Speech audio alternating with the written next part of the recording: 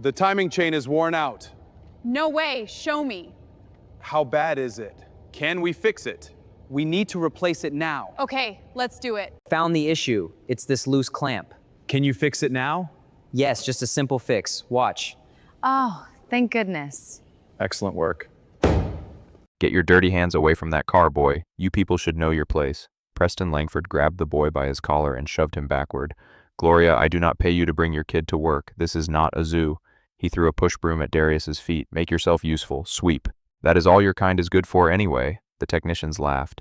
Grown men watched a child be humiliated. Not one spoke up. Darius's mother rushed over, hands trembling as she gripped her son's shoulders. Her eyes begged him, please, not here, not now. Darius picked up the broom, but his gaze never left the Ferrari's open engine bay. That same engine had defeated every expert in the world. The billionaire owner had spent $2.3 million.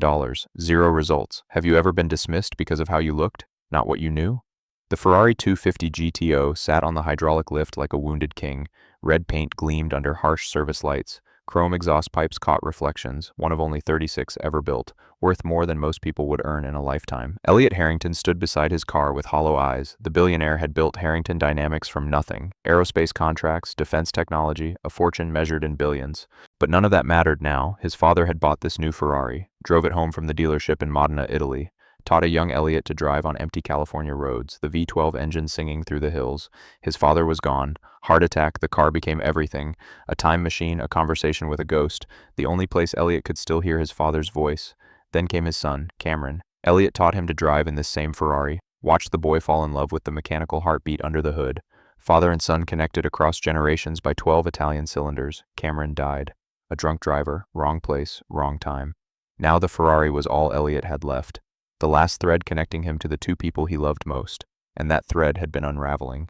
The problem started small, a hesitation during acceleration, a tiny stumble that most drivers would never notice. But Elliot noticed. He knew this car like he knew his own heartbeat. Something was wrong. He brought it to Titan Automotive, the most exclusive service center on the West Coast.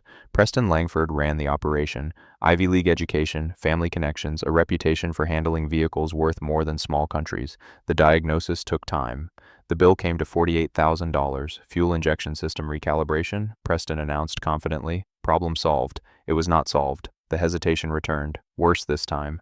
The engine would stumble, catch itself, stumble again. Sometimes it stalled completely. Elliot brought it back. Another diagnosis, another bill, $92,000. Ignition timing assembly, Preston declared. Completely rebuilt. You will not have any more issues. He was wrong. Elliot Harrington took his Ferrari to different service centers across countries. Modena, Italy, the Ferrari factory itself. Technicians who had worked on Formula One cars examined every component, found nothing conclusive, charged heavily, a specialist in Munich, then another in London, then the top vintage Ferrari restorer in Connecticut. The bills mounted, the problem persisted, $2.3 million spent, computer diagnostics, compression tests, fuel analysis, electrical mapping. Every expert said the same thing. We cannot find anything wrong, but something was wrong. Elliot could hear it, feel it. The car was crying for help and no one understood its language. Now he stood in Titan Automotive's service bay, listening to Preston Langford deliver the same empty promises. Our team has conducted a comprehensive analysis, Preston said smoothly. We have identified several potential contributing factors. Stop. Elliot's voice was quiet, tired. I have heard this speech before from you, from others. Just tell me the truth. Preston's confident smile flickered. The truth, Elliot, is that this vehicle is old. Some problems simply cannot be solved. Perhaps it is time to consider other options. Do not. Elliot's eyes went cold. Do not tell me to give up on this car. In the corner of the service bay, Darius Nelson swept the floor. The broom moved in slow, methodical strokes. His body performed the task automatically, but his mind was somewhere else entirely. He watched the technicians huddle around the Ferrari, heard fragments of their conversation, technical terms that would confuse most children. Darius understood every word: fuel pressure variance, ignition timing drift, carburetor float levels. He had learned this language in a cluttered garage across town, learned it from hands that had touched Enzo Ferrari's own cars, learned it through patient teaching that nobody knew about. The engine was running now. The technicians had started it for another diagnostic. Darius kept sweeping, kept his head down, kept being invisible, but he was listening. And then he heard it. A flutter, a microscopic hesitation in the engine's rhythm, so brief that electronic sensors would round it off as normal variation, so subtle that trained technicians standing nearby noticed nothing. Darius's broom stopped moving. He knew that sound, had heard it once before in Gino's garage. An old Alfa Romeo with a problem that stumped mechanics. The memory surfaced clearly, Gino's weathered hands pointing to a section of fuel line, his accented voice explaining how rubber aged invisibly, how heat cycles could degrade material from the inside while the outside looked perfect. Darius's eyes moved to the Ferrari's engine bay, traced the fuel delivery system, found the section of line that curved too close to the exhaust manifold. There, he knew what was wrong. I am done. Elliot Harrington's words fell heavy in the silent service bay. I am donating the car to the Peterson Museum. Let them figure it out or let it sit behind glass forever. I cannot watch it die slowly anymore. Preston's face showed relief disguised as sympathy. That is probably the wisest decision, Elliot. Something simply cannot be saved. Do not, Elliot's voice cracked. Do not tell me this is wise. This car is my father. This car is my son, and I am abandoning them both. He turned toward the exit, shoulders bent. A billionaire defeated by a problem money could not solve. Darius watched him walk away. The broom handle felt heavy in his hands. His mother's warnings echoed in his mind. Stay invisible. Stay quiet. These people do not want to hear from us. But Darius also heard Gino's voice. Every machine tells you what is wrong. The only question is whether you are humble enough to listen. This machine was screaming and nobody was listening. Darius set down the broom. Mr. Harrington. The voice was young, clear, steady. Elliot stopped walking, turned around. The boy in worn clothes stood in the middle of the service bay, the same boy Preston had handed a broom earlier. I know what is wrong with your car, sir. Silence crashed through the room. Then laughter. Travis Sullivan, the lead technician, doubled over. Kid, that is adorable, but maybe stick to sweeping. Preston's face turned crimson. Gloria, he shouted. Control your son immediately. This is beyond inappropriate. Darius's mother rushed forward, reaching for his arm. Her voice was a desperate whisper. Baby, please, we cannot afford this. Mama. Darius looked at her. His eyes were calm, certain. I know I can do this. Gino taught me. I know I can do this. Elliot Harrington raised his hand. The room fell silent. Let him speak. Elliot, you cannot be serious. Preston stepped forward. This is a child, the son of a cleaning woman. He has no training, no credentials, no qualifications whatsoever. Preston. Elliot's voice cut sharp. Your credentials have cost me a fortune. I can spare time for someone new. He turned to Darius. What is your name, son? Darius Nelson, sir. And you think you know what is wrong with my Ferrari? Darius nodded. Everyone has been listening to what the computers say, but the computers do not hear what I heard. Your car is trying to tell you something, and I know what it is. Preston Langford saw his authority crumbling. A black child was being taken seriously over his expert opinion in his own facility in front of his own staff. Fine, he said sharply. If Mr. Harrington wants to entertain this circus, we will do it properly. I am calling Ferrari North America, the Automotive Certification Board. We will arrange a formal evaluation. He smiled coldly at Darius. You will have time to diagnose the problem in front of qualified witnesses. When you fail, and you will fail, it will be documented permanently. Preston turned to Gloria, lowered his voice to a hiss. If your son embarrasses this company, you will never work in this city again. Not as a maid, not as anything. I will make certain of it. Gloria's face went gray. Her hands trembled, but before she could pull Darius away, her son spoke. Mama, she looked at him. This strange, brilliant boy she had raised alone. This child who spent time in an old man's garage. This son who saw things others could not see. I can do this, Darius said. Gino taught me. I know I can do this. Gloria thought of every time she had told him to stay quiet, stay small, stay safe. She thought of his father, who died with dreams unfulfilled. She looked at Preston Langford's smug face. Then she straightened her spine. My son does not lie, Mr. Harrington. If he says he knows, he knows. The challenge was set. News traveled fast through San Francisco's automotive community. A boy claiming to solve what defeated the world's best. The maid's son challenging certified experts. Preston made sure journalists knew about it. He wanted witnesses for the humiliation. He never considered that he might be wrong. If you have ever been told you were too young or too different to matter, stay with this story. In the evaluation, Darius Nelson will face a tribunal expecting him to fail. What happens next will leave every one of them speechless. As a young boy, Darius Nelson sat on the curb watching his mother cry. Their Honda Civic had died near her cleaning job. Smoke rose from under the hood. The transmission warning light glowed angry red. Gloria had already called repair shops. Both quoted high prices. Money she did not have. Money that would take time to save. Missing work meant no paycheck. No paycheck meant no rent. No rent meant the street. Darius watched his mother's shoulders shake, watched her press her palms against her eyes, watched her whisper prayers to a God who seemed very far away. Mama, he said quietly, can I look at it? She almost laughed. Almost. But something in his voice stopped her. Baby, you're young, I know, but can I look? She had nothing left to lose. She popped the hood. Darius stood on his tiptoes and stared at the engine, a maze of metal and rubber and mystery. He did not understand any of it, but he wanted to.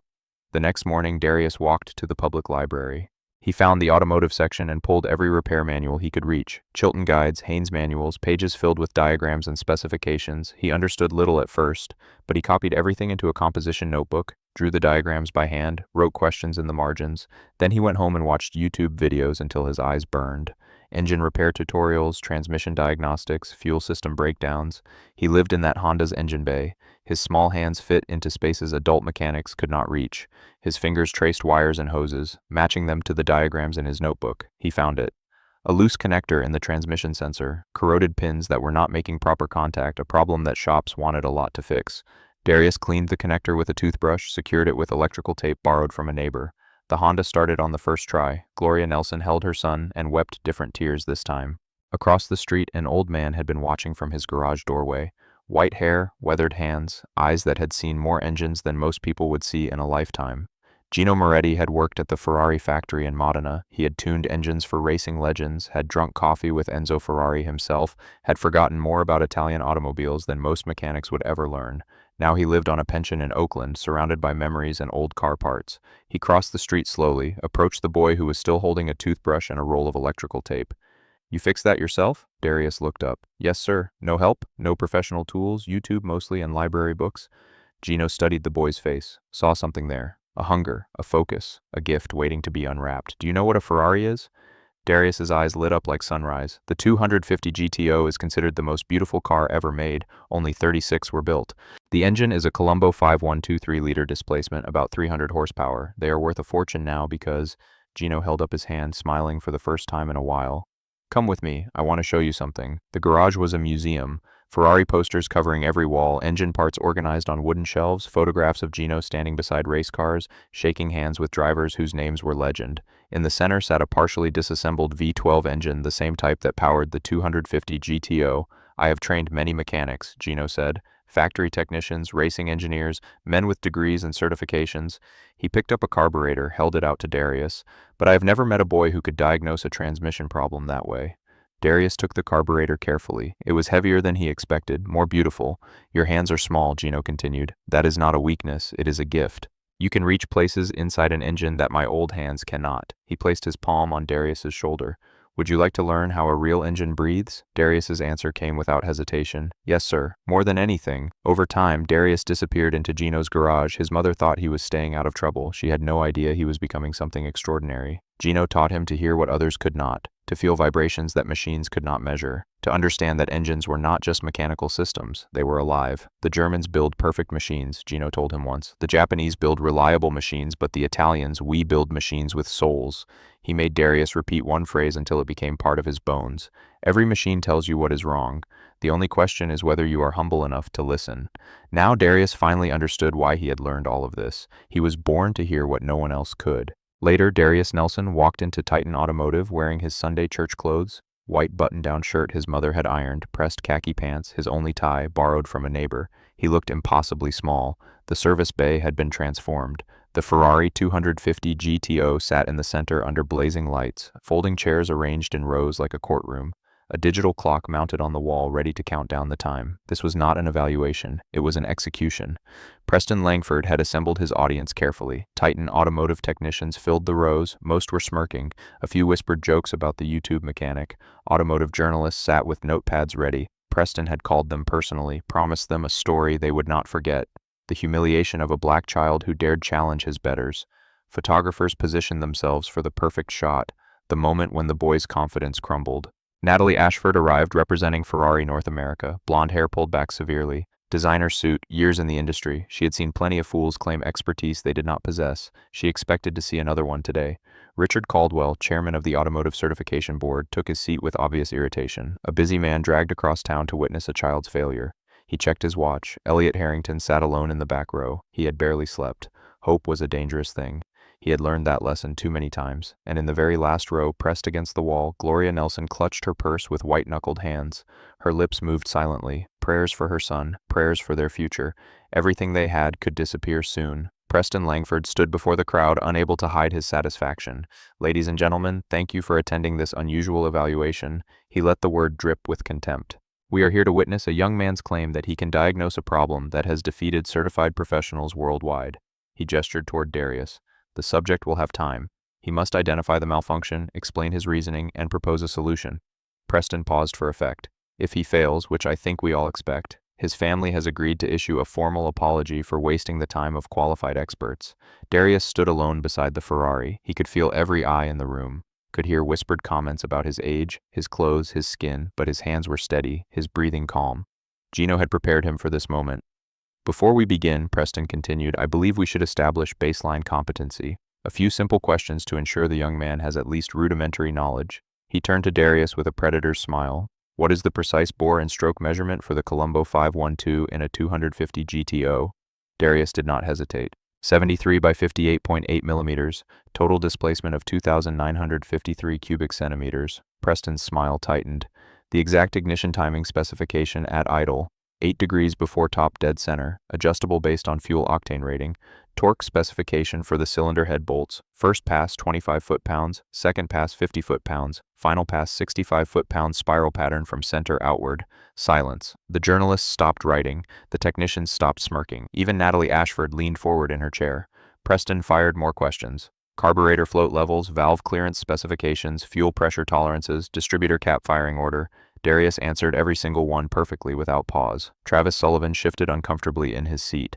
He was a certified Ferrari technician with experience. He could not have answered half those questions without a manual. This boy had answered all of them from memory. Natalie Ashford cleared her throat. Mr. Langford, I believe the young man has demonstrated sufficient theoretical knowledge. Perhaps we should allow him to actually examine the vehicle. That is why we are here.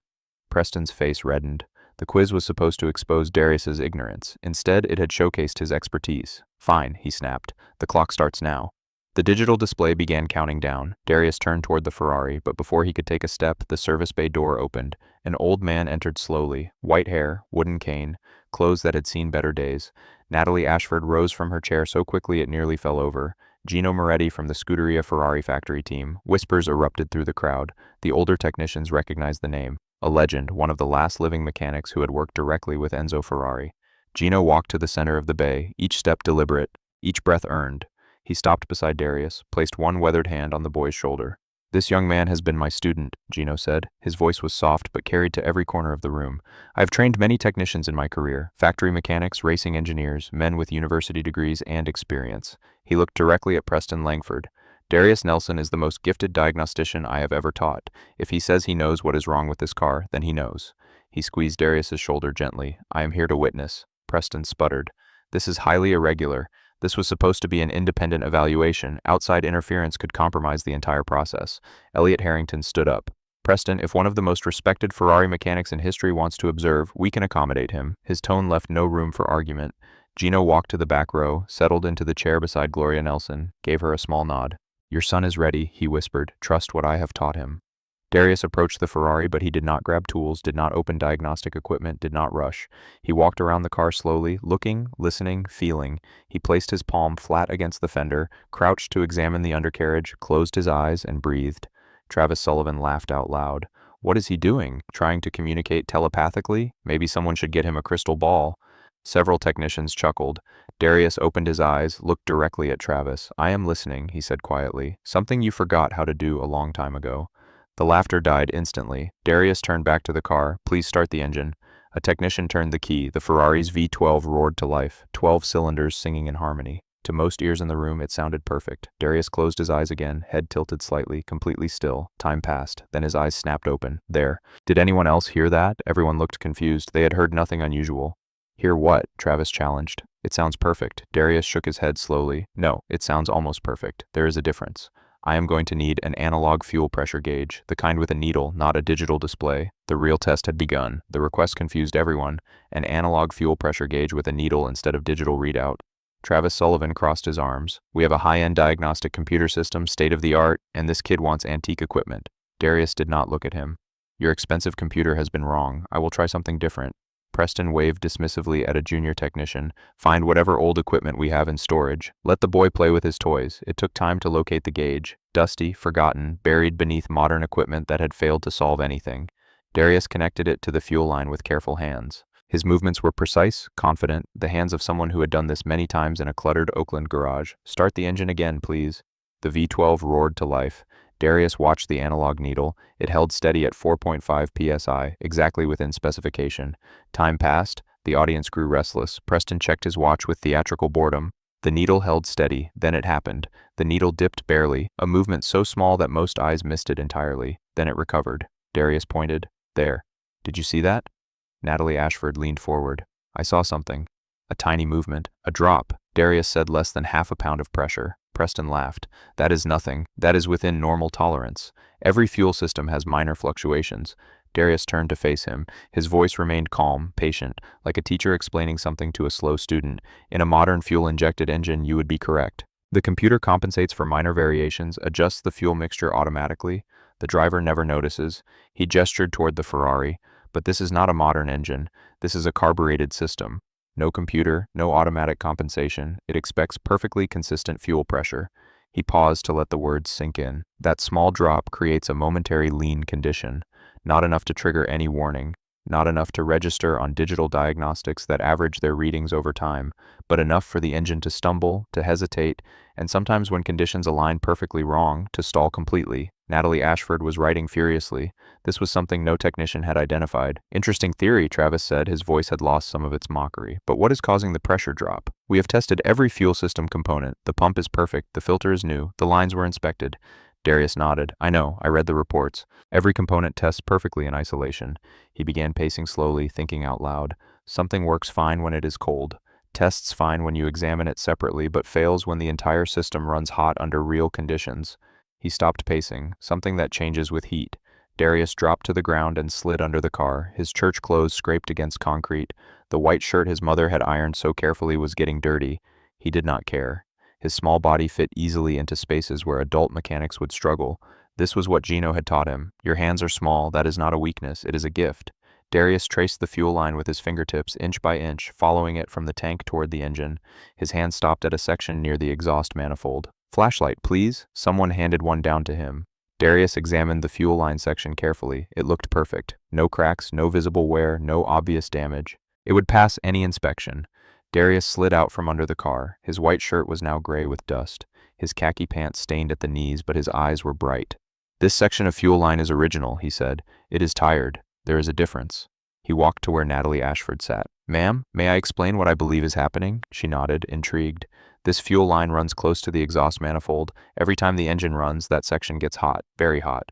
Then the engine stops and it cools down. Darius held up his hands, demonstrating expansion and contraction, heat cycles over and over. The rubber expands when hot, contracts when cold. The outside of the rubber still looks perfect. You can inspect it visually and it appears fine, but the inside, the part you cannot see, it has degraded. Microscopic cracks, tiny inconsistencies in the material.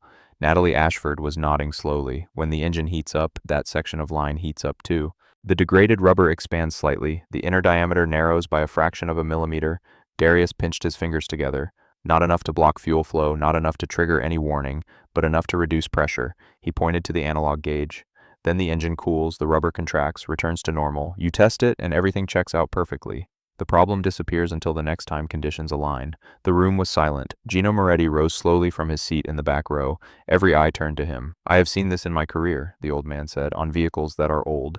It is nearly impossible to diagnose because every standard test shows normal results. He looked at Darius with pride that needed no words. You cannot find this problem with computers. You can only find it by understanding how materials age, how heat affects rubber, how engines speak to those who know how to listen.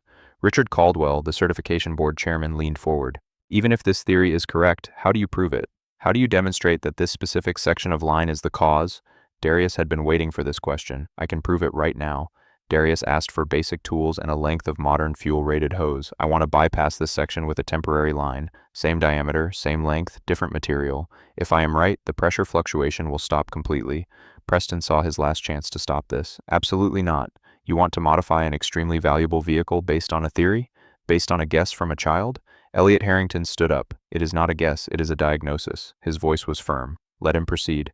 Darius went to work. What happened next silenced every skeptic in the room. His hands moved with precision that seemed impossible for his age. He cut the bypass hose to exact length, connected it with practiced efficiency.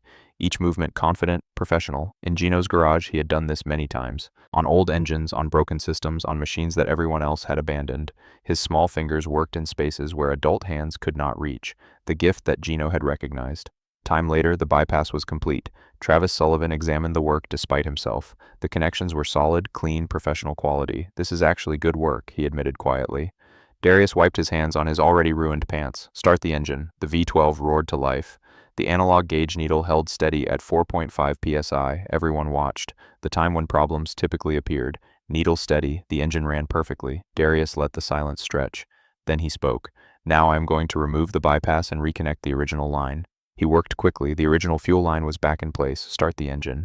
The V12 roared again. The needle held steady. They waited. Then it happened. The needle dipped, recovered, dipped again. The engine stumbled. A hesitation that everyone could hear now that they knew what to listen for. Darius let the engine run a moment longer. Then he signaled to shut it down. The silence was absolute. He turned to face the audience. A boy in grass-stained church clothes facing a room full of experts who had expected him to fail. The repair requires a cheap fuel line and labor. He let that number hang in the air. This car has been to every Ferrari expert in the world, different service centers, countries. You spent $2.3 million looking for a problem that was hiding in little worth of rubber. His voice remained calm. No gloating, no anger. The line was not broken. It was just old, just tired. It was asking for help. He looked directly at Preston Langford, and nobody was listening. Natalie Ashford rose to her feet. Her voice carried through the stunned silence. In my years at Ferrari North America, I have never witnessed a diagnosis this elegant. She paused, choosing her next words carefully. This is not just competence, this is artistry. In the back row, Gino Moretti wiped tears from his weathered cheeks. He had taught Darius to listen, and Darius had heard what no one else could. Elliot Harrington had not moved from his seat. His hands gripped his knees. His eyes glistened with something he had not allowed himself to feel. Hope. Darius. His voice was, I need to be certain. I need to drive this car. Preston stepped forward immediately. Elliot, we have not conducted a full safety inspection after the modification. The liability alone. Preston. Elliot's voice cut like steel. The boy did a diagnostic bypass with the fuel line, not heart surgery. I am driving my car. He stood slowly, walked toward the Ferrari like a man approaching a grave or a resurrection. Darius watched him, understood something that the others in the room could not see. This was not about proving a diagnosis correct. This was about a man trying to find his father and son again. Mr. Harrington? Darius's voice was quiet. May I ride with you? Preston nearly choked. Absolutely not. A child in a valuable vehicle. The insurance implications alone are catastrophic. You cannot allow it. Elliot turned slowly. His eyes were dangerous. This is my car, my decision. The boy diagnosed what your entire team could not find. He looked at Darius. He rides with me. The Ferrari's door opened with a sound like a whispered promise. Elliot slid into the driver's seat. Leather worn soft by decades of use. His father had sat here. His son had sat here. Now the boy sat in the passenger seat. A boy who had heard what nobody else could hear. Elliot turned the key. The V12 engine sang to life. 12 cylinders breathing in perfect harmony. For the first time in a long while, the sound did not fill him with dread. They pulled out of the service bay into San Francisco sunlight. The crowd watched them disappear around the corner. Nobody spoke. The route Elliot chose was deliberate. Every road that had betrayed him before, every hill where the engine had stumbled, every intersection where he had held his breath, waiting for failure. Pacific Heights, the steepest streets in the city, grades that punished weak engines and exposed hidden flaws. The Ferrari climbed without hesitation. How did you learn all this? Elliot asked, eyes fixed on the road. You are young. Darius considered the question. Gino says age does not matter, only attention matters. He says most people stop paying attention when they grow up. They start trusting machines instead of themselves. Elliot nodded slowly. He sounds like a wise man. He is the wisest person I know. Darius paused, except maybe my mama. They drove in silence for a while through traffic, up hills, down valleys. The engine never faltered, never hesitated, never stumbled. They reached the intersection at Pacific Heights, where the car had stalled before. Elliot's hands tightened on the wheel, his jaw clenched. The Ferrari climbed the hill smoothly, powerfully, perfectly. Elliot's grip relaxed. His breath came easier. At a red light near the top, his hands began to shake, not from fear this time, from something else entirely. My father taught me to drive in this car. His voice cracked. I was young. He sat right where you are sitting now. Darius listened. He died. Heart attack, no warning, just gone.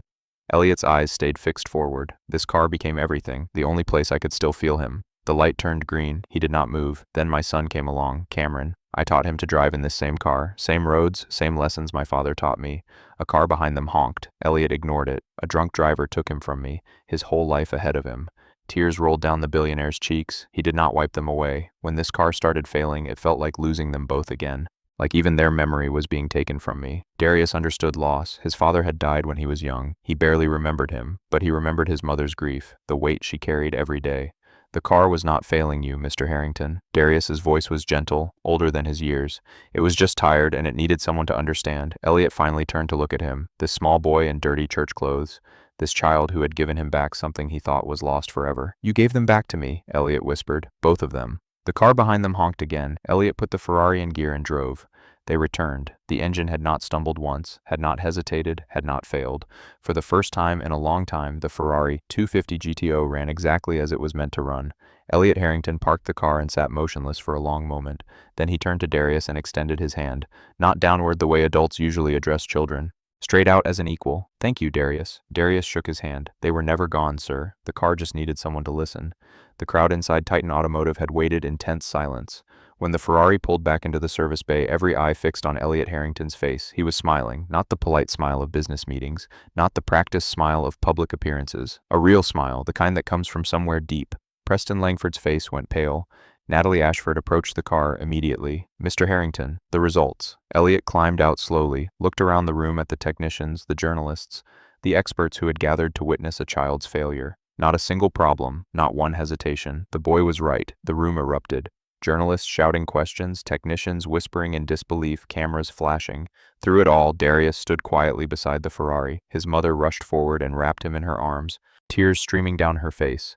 Natalie Ashford raised her hand for silence. The room slowly settled. She turned to Darius with an expression he had never seen directed at him before. Respect, Mr. Nelson. Ferrari North America operates a young technicians pipeline program. Full scholarship to any technical high school of your choice. Summer internships at our facility beginning soon. And when you are old enough, guaranteed apprenticeship in our Heritage Restoration Division. She smiled. We have not seen talent like yours in a generation. We would be fools not to invest in it. Darius looked at his mother. She nodded, still crying. Thank you, ma'am. I would like that very much. Elliot Harrington stepped forward, and I am establishing an educational trust in your name. Full funding through doctorate level if you want it. No conditions, no strings. He turned to Gloria. Mrs. Nelson, I would like to offer you a position as household manager at my estate. Full-time, full benefits, a salary that means you never work multiple jobs again. Gloria's hand flew to her mouth. Darius will have full access to my garage, Elliot continued. I have a few other vintage cars that might benefit from his attention. Finally, he turned to Gino, who stood quietly in the back. Mr. Moretti, I am funding the complete restoration of your workshop as a training center. Teach others what you taught Darius. Gino's eyes widened. One condition, Elliot smiled. Darius helps you teach. The old man looked at his student, the boy who had arrived in his garage with engine grease on his fingers and stars in his eyes. Deal. Preston Langford watched his world collapse in slow motion. The journalists were no longer interested in a child's humiliation. They had a better story now. A boy genius who solved what certified experts could not. A cheap fix after a fortune in failed repairs. And Preston Langford's name was attached to every single one of those failures. Natalie Ashford approached him with a pleasant smile that did not reach her eyes. Mr. Langford, I will need complete service records for Mr. Harrington's vehicle. Every diagnosis, every repair, every invoice, standard post-case review. Preston's throat tightened. Of course, I will have my assistant compile everything. Today, please. Her smile sharpened. Ferrari North America takes these matters seriously. The audit began. What it revealed was devastating. Service records, charges for comprehensive repairs that should have solved the problem. Except the original fuel line had never been touched, never inspected, never replaced. Charges for components that tested defective but were later proven functional. Labor hours that did not match actual work performed. Diagnostic fees for procedures that were never conducted. The pattern was clear. Either catastrophic incompetence or deliberate fraud. Ferrari North America issued a formal complaint. Other luxury brands initiated their own audits. Clients who had trusted Titan Automotive with irreplaceable vehicles began demanding answers. The board of directors convened an emergency meeting. Preston's father-in-law, who had secured his position, was notably absent. His wife Clara refused to take his calls, but the service records were not the only evidence that surfaced. Leon Brooks had worked security at Titan Automotive. He had watched, listened, documented. The day after Darius's diagnosis, Leon contacted the Equal Employment Opportunity Commission. His evidence filled folders, emails showing qualified candidates rejected with pretextual excuses, interview notes containing discriminatory comments, a systematic pattern that blocked minorities from technical positions. He called it maintaining standards. Leon told investigators what he meant was maintaining the color of his staff. The EEOC opened a formal investigation. Former job applicants joined a potential class action lawsuit. Employment lawyers circled like sharks sensing blood. Preston Langford issued a brief statement. I have decided to step down from my position to pursue other opportunities. There was no severance package, no farewell celebration, no letter of recommendation. His name was quietly removed from industry conferences where he had lectured about professional standards. His membership in the Automotive Excellence Council was revoked. His reputation, built on connections rather than competence, crumbled like wet paper. But not everyone who participated in Darius's humiliation chose the same path. Travis Sullivan appeared at Gino's garage. Darius was there working on an old Alfa Romeo engine. Travis stood in the doorway, uncomfortable in his own skin. "I have been turning wrenches," he said quietly. "Thought I was good at this. Thought I understood the engines." He swallowed hard. "You made me realize I forgot why I started. Got lazy, trusted screens instead of my senses, stopped listening." Darius watched him silently. "I know I was a jerk to you. I know I do not deserve anything." Travis's voice cracked. "But would you teach me? How do you listen like you do?" Darius looked at Gino. The old man's expression said everything. "Your choice." Darius considered. Travis had mocked him, laughed at him, dismissed him in front of everyone, but Gino had taught him that everyone deserves a chance to learn. That was how Darius got his chance. "Saturday mornings," Darius said finally. "Bring coffee for Mr. Gino." He almost smiled. "He likes it strong." Later, a new sign hangs above a restored garage in Oakland. Moretti Nelson's School of Automotive Arts. Inside, Gino Moretti sits in a comfortable chair, watching his legacy continue. Darius Nelson stands before students, former mechanics who lost their jobs, teenagers from the neighborhood, former Titan automotive technicians seeking redemption. On the wall behind him hangs a framed photograph, a red Ferrari 250 GTO gleaming under service lights. Beside it, painted in elegant script, the words that changed everything. "Every machine tells you what is wrong. The only question is whether you are humble enough to listen." Darius picks up a carburetor, the same type Gino handed him. "Forget everything you think you know," he says. "Today we learn to listen." Darius Nelson walked into Titan Automotive holding a broom. He walked out holding the future. Not because someone gave him permission, but because he refused to let others decide his worth. If you have ever been underestimated, this story is yours. Share it with someone who needs to hear it. Subscribe so you never miss stories like this, and tell us in the comments, what gift are you carrying that the world has not recognized yet? There is a detail in this story that only sharp-eyed viewers will catch. Go back to the moment Darius first heard the engine. Watch his eyes. That is the moment everything changed. If it were you standing in that service bay with a broom in your hands and a room full of people expecting you to fail, would you have spoken up or would you have stayed invisible? Hit subscribe to Muse Stories, share this story, and remember the world is full of Dariuses waiting to be heard. Preston Langford thought he was handing Darius a broom to teach him his place. What he actually handed him was a stage. That boy did not just fix a valuable Ferrari, he exposed expensive incompetence. But here is the part that keeps me up at night. That boy diagnosed it. A cheap fix from heat. Every expert missed it because they trusted computers over their ears. Gino taught Darius something Preston never learned. Every machine tells you what is wrong. You just have to be humble enough to listen. Preston was too arrogant to listen, too convinced credentials mean competence, too sure a black kid with a broom could not know more than engineers with diagnostic tools. So Darius showed him not with anger but with wisdom earned in an Oakland garage while Preston bought his position with family money. Think about the Dariuses around you right now. How many times have we walked past brilliance wearing wrong clothes, speaking with different accents, holding wrong tools? Darius spent time learning machine language, started young facing his mom's car mission with YouTube and books. Nobody saw that brilliance, just saw a black kid who did not belong. Ferraris. So be honest. If Darius approached you in dirty clothes or with strange hands claiming he could fix what others could not, would you hand him a broom or let him listen? Tell me below. Subscribe if talent does not need permission. Share this with someone waiting to be heard, because somewhere another Darius holds a broom waiting.